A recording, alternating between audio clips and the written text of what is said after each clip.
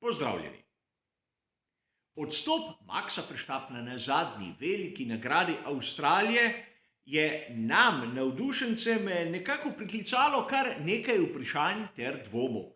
Kaj se pravzaprav dogaja pri pogonskih sklopih Red Bull, pomišljaj Honda? No, skupaj bomo to skušali ugotoviti v naslednjih minutah.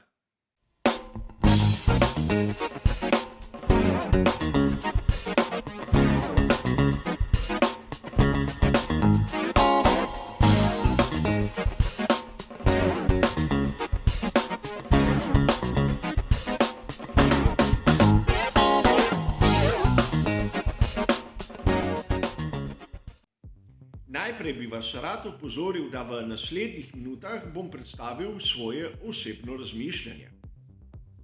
Žal nimam nobenih internih, dobro informiranih virov, ki bi mi prišepnili, kaj se je pravzaprav zgodilo, brez da bi hoteli ostati imenovani. Namreč nimam te sreče kot mnogi drugi avtorji, ki nam povedo marsikaj, brez da bi izpostavili odkje informacije, a ni važno. Tudi z razmišljanjem se lahko pride do določenih zaključkov, pa so, priznam, lahko čisto napačni. Ampak danes bomo skušali nekako spraviti v vrsto informacije, ki so nam na voljo, in te bom nekako sortiral v 3 različne kategorije. Tisto, kar vemo, ono, kar si mislimo, ter nazadnje vse tisto, kar pravijo drugi. Namreč mnogokrat se zgodi, da v virih prebiramo interpretacije izjav, ki lahko sliko čisto spremenijo. Glejmo, kaj vemo na začetku. Namreč na veliki nagradi Avstralije smo videli, da Max Verstappen se je nenadoma ustavil ob progi, ter malce prej smo lahko slišali po radijski zvezi, kako se pritožuje nad nekimi čudnimi vonjavami. Nato je hitro zapustil svoj RB18 in videli smo celo princip požara. Kaj malega plamenov, nič hujšega in seveda uporabo gasilnega aparata. Mnogi navdušenci bi si sedaj lahko mislili, da gre za podobno zadevo, kot smo jo videli na veliki nagradi Bahreina. Če smo prebrali izjavo Christiana Hornerja po dirki, smo lahko razbrali v prevodu nekaj podobnega. Da po njegovem mnenju gre za zadevo povezano s sistemom zadovajanja goriva, ampak še zdaleč ne tisto napako, ki smo jo videli v Bahreinu. Torej, gre za domnevo, ne vemo, če je napaka pravzaprav na sistemu za dovajanje goriva. In v mnogih virih smo lahko prebrali, da Max Verstappen je v bistvu vonjal gorivo. Sam tej teoriji ne verjamem. Namreč vozniki dobro vedo, kakšen vonj ima gorivo. Ukolikor bi začutili, da gorivo pušča iz rezervoarja, kar je v današnjem času izjemno malo verjetno, bi se takoj ustavili in planili z bolida. Namreč gorivo je vnetljivo in nihče si ne želi goreti. Da bi razumeli, kaj je bilo morda narobe s sistemom za gorivo, moramo najprej razumeti, kaj je verjetno šlo narobe pri tistem incidentu na veliki nagradi Bahreina, ki se ga tolikokrat omenja. In zato moramo najprej videti, kako sploh ta sistem izgleda v bolidu sodobne Formule 1. Vidite lahko na tej skici, ima sistem za dovod goriva 2 črpalke. Prvo nizkotlačno črpalko oziroma dvižno črpalko, ki je v rezervoarju in nekako zbira vso gorivo v vseh prekatih, v vseh vogalih ter ga dvigne do zbirne posode. In nato tisto visokotlačno črpalko, ki gorivo tisne do injektorja. Nizkotlačna črpalka, tista dvižna črpalka, je običajno električna, medtem ko visokotlačna črpalka je ponavadi mehansko gnana, ampak tu ni toliko važno. Kaj naj bi se zgodilo na veliki nagradi Bahreina? Kot ste razumeli, ves ta sistem je vgrajen v rezervoar na notranji strani, seveda zaradi varnostnih razlogov. In to pomeni, da je tudi črpalka potopljena v gorivo, seveda je zaščitena z ohišjem, tu ni kakih velikih dvomov. Črpalko izdelujejo zunanji dobavitelji. Ona prva dvižna je izdelek tovarne Marelli, ona druga jo pa izdeluje seveda koncern Bosch. A zopet ni tako važno. V letošnji sezoni imamo nova goriva, tako imenovana E10. In verjetno se je zgodilo, da novo gorivo pri Red Bullu je bilo tako jedko, da je med samo dirko nekako razžrlo ohišje prve dvižne črpalke. To je prišlo v stik s komandno elektroniko ter ona spodnja črpalka je prenehala delovati. Zato ni več dvignila goriva do zbirne posode, kjer ona visokotlačna črpalka enostavno ni imela več kaj potiskati.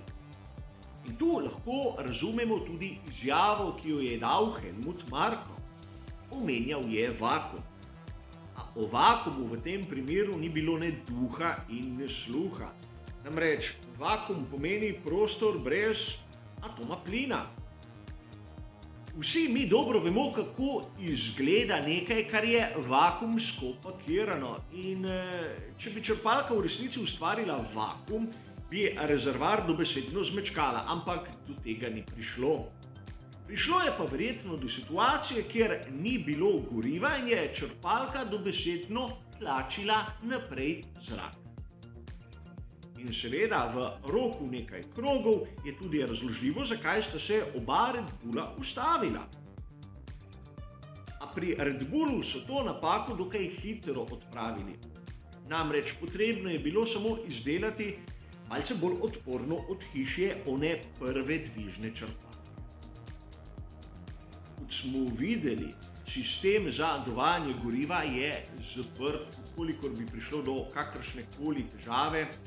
Izlitje goriva je skoraj da nemogoče. Potreben bi bil trk podoben tistemu, ki smo ga videli na veliki nagradi šakerja, ko je Roman Grožan res da za last ušel smrt. In seveda sedaj pridemo do točke, ki je izjemno zanimiva.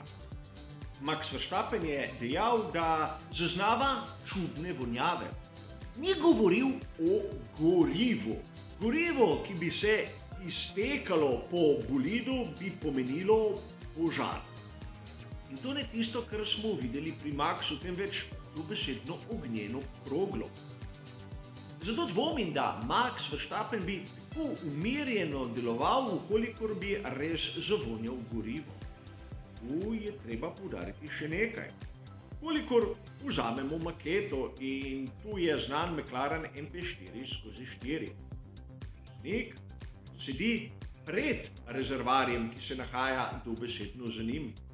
Progi se premika naprej. Torej, vsi hlapi v teoriji bi morali iti nazaj.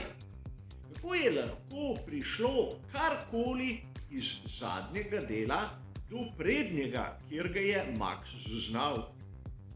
Namreč v nekaterih virih ste lahko prebrali, Max Verstappen vonjal gorivo, ampak tega ni nikoli dejal. To so sklepanja raznih avtorjev.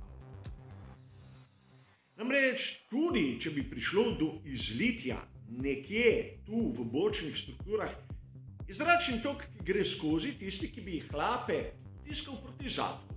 Torej, Max verjetno ne bi mogel začutiti nič. Ampak je.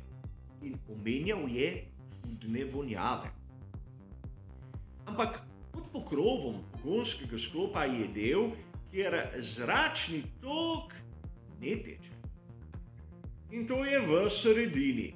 Tam pod zgornjim vstopnikom, kjer zračni tok hladi določene elemente, ampak tudi dovaja tisti zrak, potreben za motor z notranjim izgorevanjem.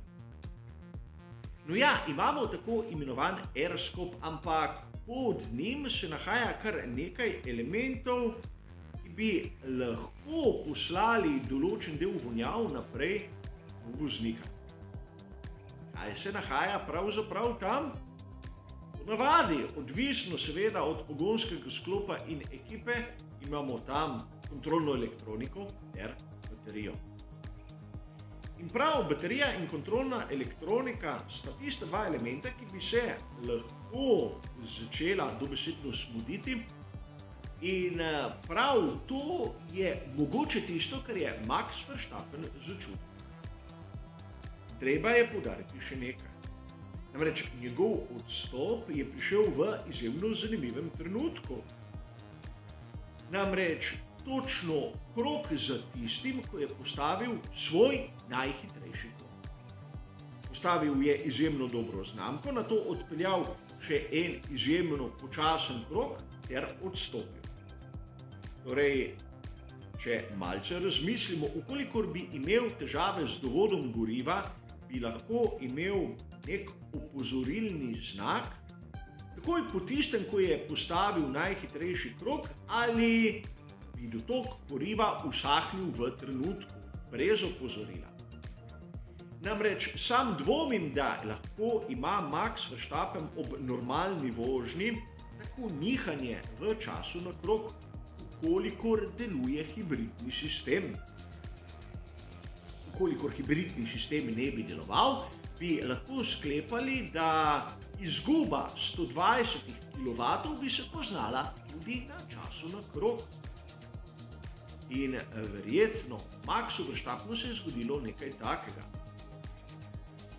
Namreč pri pogonskih sklopih Red Bull pomišljan Honda nismo videli le tistih težav pri Red Bullu na veliki nagradi Bahreina. Videli smo na isti dirki, da je imel težave Pierre Gasly in seveda v Avstraliji je kar nekaj težav imel Yuki Tsunoda oziroma na prejšnji dirki veliki nagradi Saudske Arabije.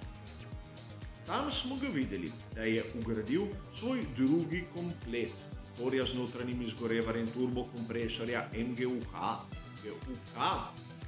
Na koncu drugega prostega treninga je imel težave. Brez nekega očitnega razloga je zapeljal na izletno cono in to že takrat, ko je bilo prostega treninga konec. To so mu ugradili tretji set. Tudi s tem ni bil sposoben začeti dirke. Torej, Yuki Tsunoda v bistvu je imel podobno situacijo, kot smo jo videli pri Maxu Verstappenu. Prišlo je do menjav elementov pogonskega sklopa. Sedaj se lahko sprašujemo, kaj se bo zgodilo pri Red Bullu.